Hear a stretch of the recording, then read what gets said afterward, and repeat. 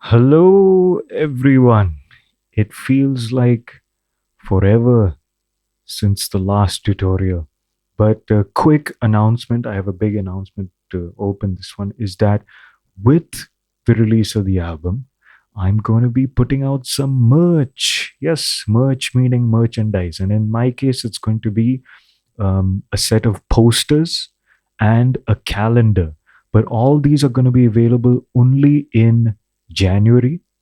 And for those of you who don't know, I have an album coming out in just 8 days, so almost a week. That is next Monday, called Lovesick for a Strong Woman. And when you see the cover of this album, you'll see that there are three models on the cover, and they will be the ones who will be featured on the posters as well as the calendar. And I am very, very excited for this merch. And it's going to be all limited edition stuff in the sense that I'm not going to be printing too many. Depending on the demand, I'll only be printing on a sort of case by case basis. At least that's the plan for now. But everything will be available in Jan, and look out for it. And I'm very excited about this stuff. So in today's video is going to be the last one where I cover beats, because post this we're going to be diving into some bass lines, which is something I've been wanting to get into like desperately. And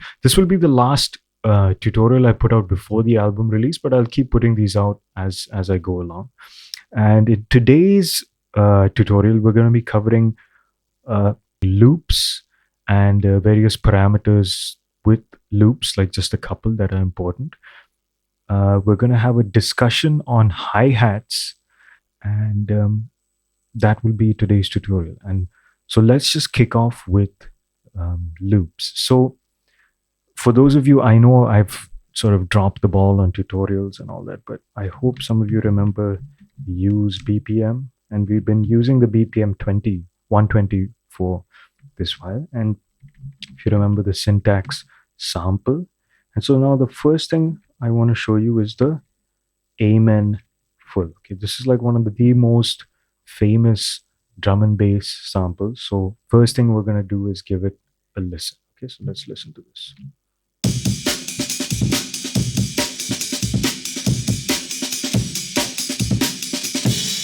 Okay, so that is the Amen sample. Now I'm going to open another program, and this program is called Pro Tools. Now I know some of you will be confused by all this stuff over here, so please ignore everything. Just focus on only this thing over here. So this is what we just listened to. I'm just using this as a visual aid to show you what the sample looks like visually. So I'm just going to play this. Oof, volume is a bit loud. Okay,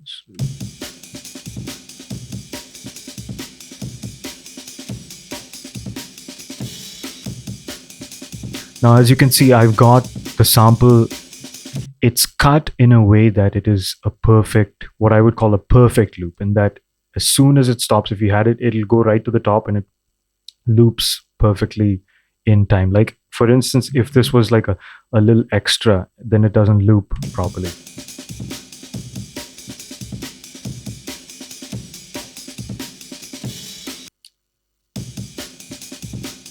So this would be what I would call an imperfect loop. So first thing you have to deal with when it comes to SonicPy, all the loops that are native to SonicPy, like if you went to the help and you went to samples and you went to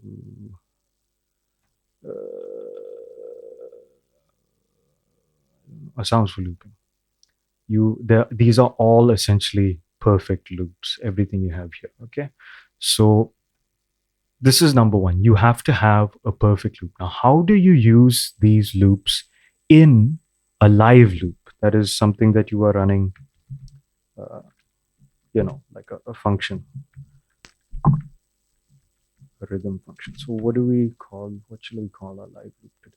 Let's call it Furiosa, because I've been watching Mad Max like a madman. So let's see, sleep. Now remember the second rule of sleep. Total sleep time has to be 1, 2, 4, 8, 16. So let's keep 8, and then let's say end. And now let's play this and see what it sounds like.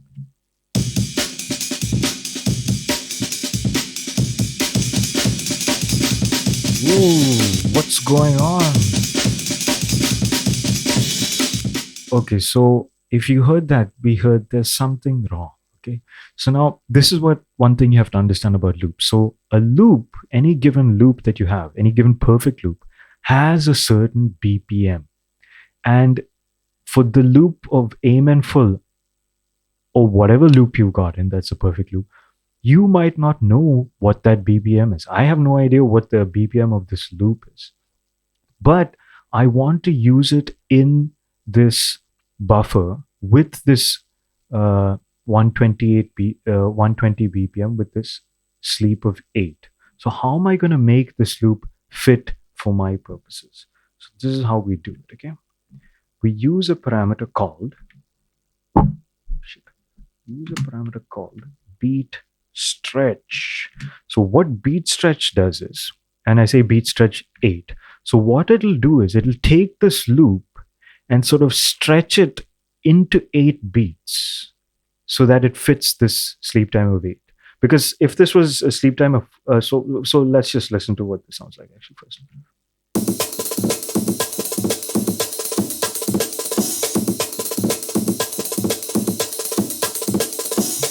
So right now it's sounding a bit chipmunky because it's like it's been squished into it's been squished into 8 beats, so it's a little smaller, so therefore it's running a little faster. So let's try 16 then. Let's try 16. 16, let's see what this sounds like.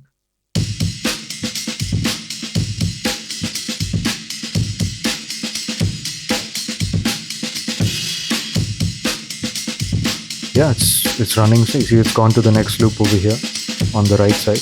One more time. Yeah. So what this beat stretch does, it'll take whatever loop you've put here and it will stretch it into 16 beats. If I stretched it into 8 beats and said sleep 16, then it'd be as good as like having sleep 8 and then sleep 8, because there's no and then for 8 beats it's just sleeping silently until it comes back. So that would be the same as this. Another 8 beats. So basically whatever loop you have, just make sure you stretch it into the total sleep time. If that's your if that's your purpose, really. I mean, you can use this in so many different ways. So, but for the first instance, we stretch it into the total sleep time of the live loop, Furiosa. Okay.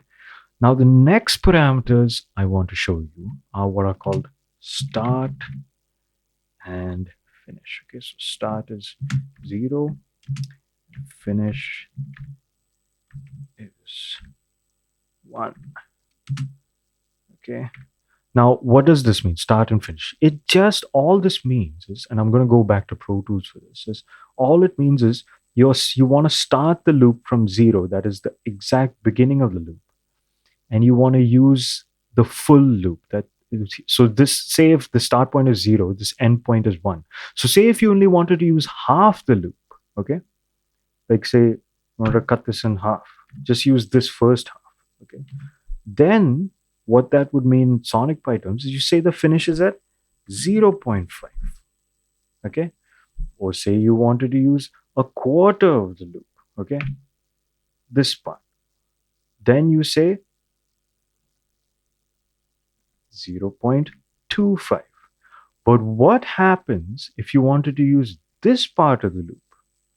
Then I would say 0.25 to 0.5, because this is the 0.25 part and this is the half point and this would be the 0.75 part. So essentially we just split it in terms of 4s again. Like, don't use any values beyond like this for now. 0, 0.25, 0.5, 0.75, 1, like that. Okay. So depending on which parts you want to use, you could just use that. But remember, it's like if you're only using this a fourth of this, that means you're only using 4 beats. You stretched it to 16 beats, but you're only using 4 of the beats. So play 4 of the beats, but then about 12 beats won't be,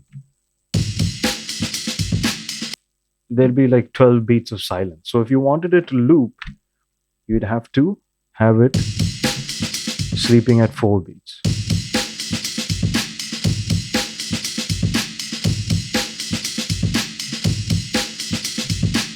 So I'm essentially using this part of the loop only instead of the whole amen break. So you can do this in various sort of capacities. And what's even more fun is if you put a value like instead of 0.25, it's 0.5 here and 0.25 over here, it'll play it backwards.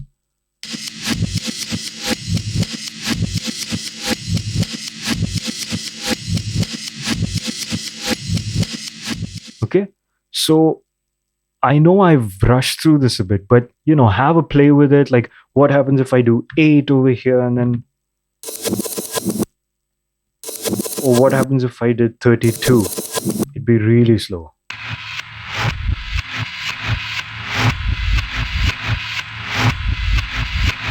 Like, just have a play with these values. And if you get a syntax error, see what happens.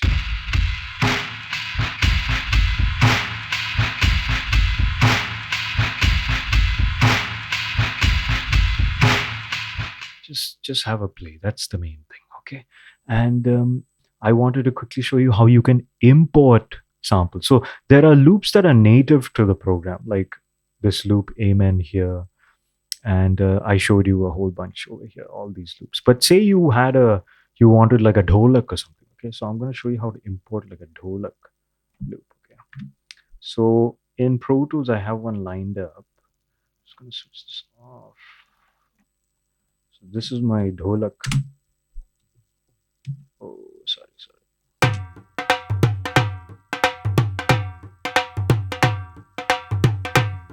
Okay, so this is my dholak loop. So how would I be able to import this into Pro Tools? I'm going to show you. Okay, so I've got a bunch of dholak loops here. So how would I do it? Basically, you can only import wave files, mind you. So I would have to take the wave file and just drag it into not Pro Tools, Sonic Pi.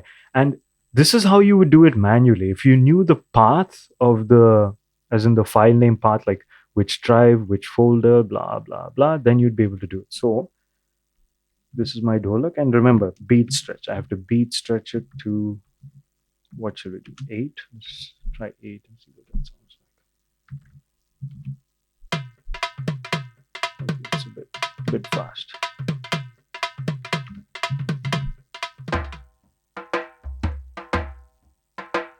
Okay, see, now this is a bit slow. Maybe I want to get it up to speed. So if I reduce the BPM to 85, what does it sound like? Ooh, too slow. Let's try this. A little faster. Come on, a little faster.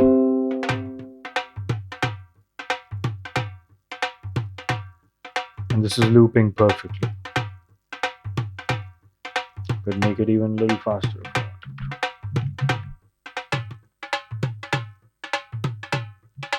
So this is how you would do it if you wanted to import your own samples, which I would encourage very much, because using loops is a lot more fun than constructing your own beats on some levels, because it's just people, it's like someone who already knows how to drum properly, and there's just so much rhythm in it already. So basically, this is how you import samples. Okay, so now the next thing I want to go over quickly is this thing about a small discussion about hi-hats. Now I've got a bunch of videos queued for you. Now, if you remember, there is your kick drum, or your bass drum, as it's also called, your snare drum, which is generally what functions as the backbeat. And then you have what I had mentioned were called hi-hats. Now there is a lot of rhythm in hi-hats alone. Okay, and I'm going to show you some iconic songs that use hi-hats, and then I'm going to show you what is the Jugaad version of hi-hats, because I'm sure some of you know what the Jugaad version of hi-hats is, but I'm just going to show it to you anyway. Okay, so one of the most famous hi-hat openings is from the theme song of Shaft. So let's just listen to this beauty.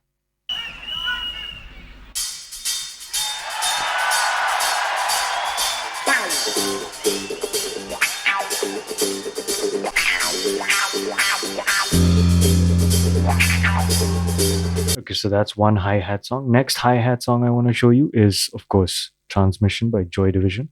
This one interesting thing about this song is, if you know anything about pop music, there are these standard sort of, like, there's the standard chord progression of C, G, A minor, F, if you know musically, for the musicians among you. So another standard thing in pop music is the two bass notes. Basically, there'll be like pop songs with just two bass notes, which are just two notes apart. Okay, and this is one of probably the most popular examples. But I'll be going into this sort of two note bass lines in another episode. But this is a classic example. He's only playing two notes on the bass line. But check out the hi hats in this song.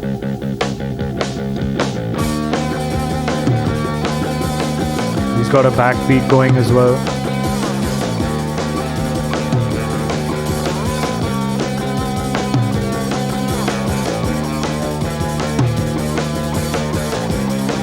So this is another famous song that just rides on the hi-hats. One more hi-hat opening I'm going to show you. This is from Michael Jackson's Thriller.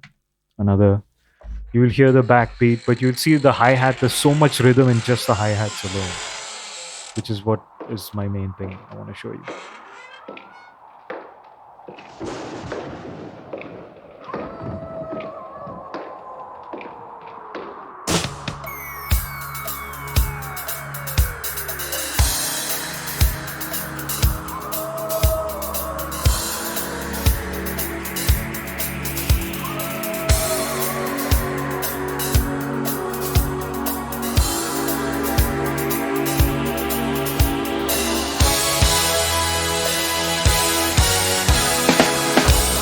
Got a backbeat going, got the hi-hats, got a kick.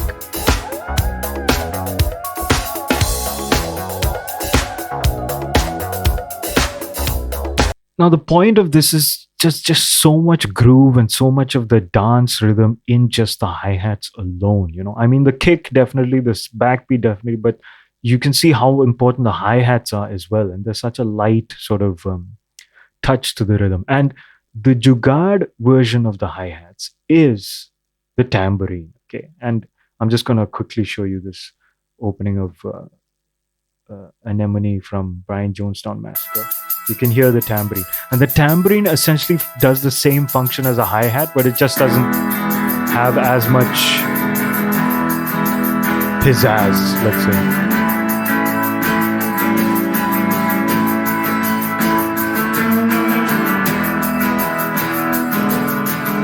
But the point being that the tambourine also has that same rhythmic power as the hi-hats, in my opinion. It's like you don't have to have hi-hats to be able to get that sort of nice rhythms. Like shakers, tambourines, all of these do the same things essentially that hi-hats can do. And you can do some really crazy stuff with these kinds of elements. So the last thing I'm going to talk about is something that I discovered only after using SonicPy. And it's this idea of Euclidean rhythms. Okay. Now, what is Euclidean rhythm? Sorry. The first thing I'm going to do is we're going to sample a hi-hat, which is a drum cymbal. Let's say the pedal. Okay. Now, I showed you this idea of rings and amps and all that. I mean rings. So let's say if I created a ring of 1 0 sorry 1 0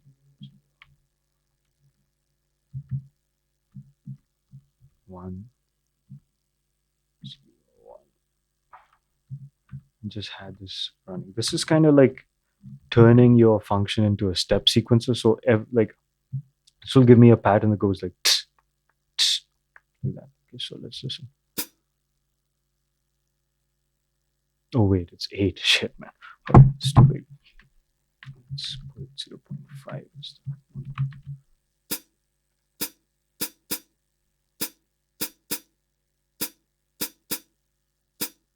So this is a way of just like turning your function into a step sequencer. 4. 1 2 3 4. 1 2 3 4, like that. Okay. So another way of doing this is you can use a function in SonicPy called spread, which is really crazy. Okay, now I'm going to show you something. If I say spread 116, tick.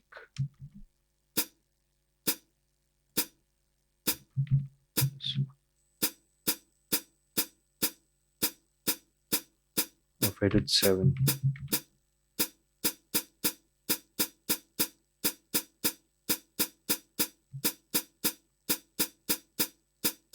So what's going on here? Now, I'm just going to show you this. Okay, I'm going to go to lang. I'm going to go to spread. And this is the craziest thing. I had never heard of this before I started using SonicPy.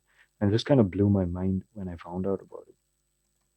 So here it says creates a new ring of Boolean values which play blah, blah, blah, blah. But this is an implementation of the process described in the Euclidean algorithm generates traditional musical rhythms. Toussaint, oh, I don't know how to pronounce her name, 2005. So this is based on a paper where somebody discovered that all the rhythms of the world is essentially a logarithmic sort of relation between two values, like 3 here, 3/8. Like 3/8 is essentially like a dance hall rhythm. Like if I had a kind of kick drum here instead, like BD house, and I had 3/8. Let's listen to what that sounds like. 3/8.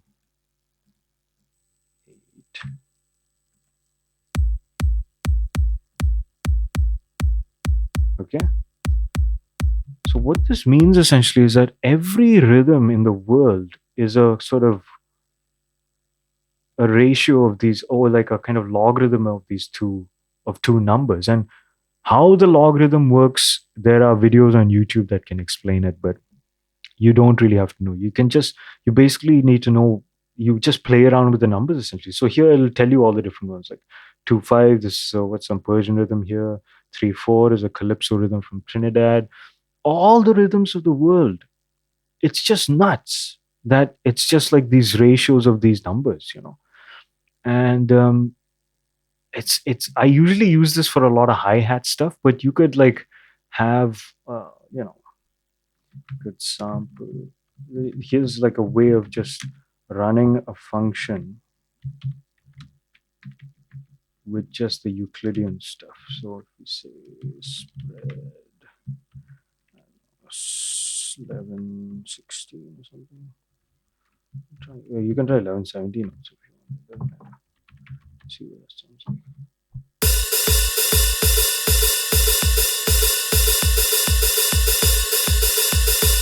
Sounds too.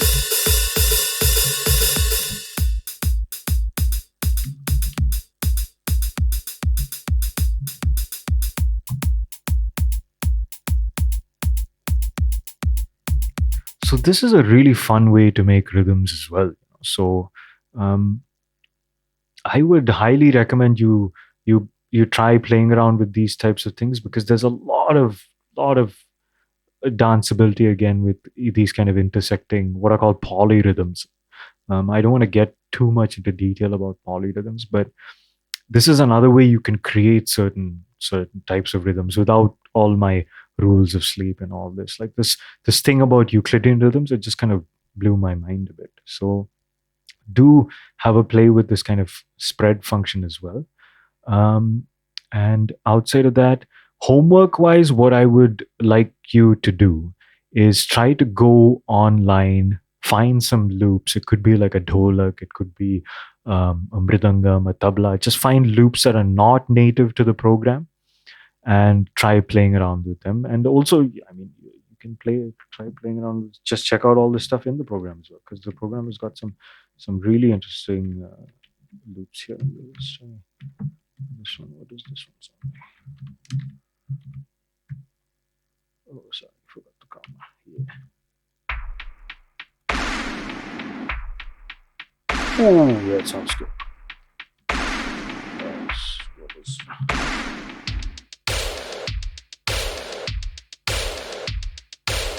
So just have a play with the stuff in the program, go through some libraries of loops and try playing with the different loops. And what I would love to see you do is, I challenge you to introduce randomization into the start and finish stuff. I'm not going to show you how to do it, but I showed you the parameters start and finish. Try to introduce some randomization there, and that pretty much ends this tutorial. And next tutorial, like I said, we're going to be covering some bass lines. So I'm very excited about that. And um, we'll be making some very kind of 80s type synth music. And don't worry about the music theory part because it's going to be so basic that you will have no trouble following. So that's as much as I will say about that. But um, do send me any feedback or any questions you might have had regarding anything I've explained today. And hopefully, I will see you in the next one.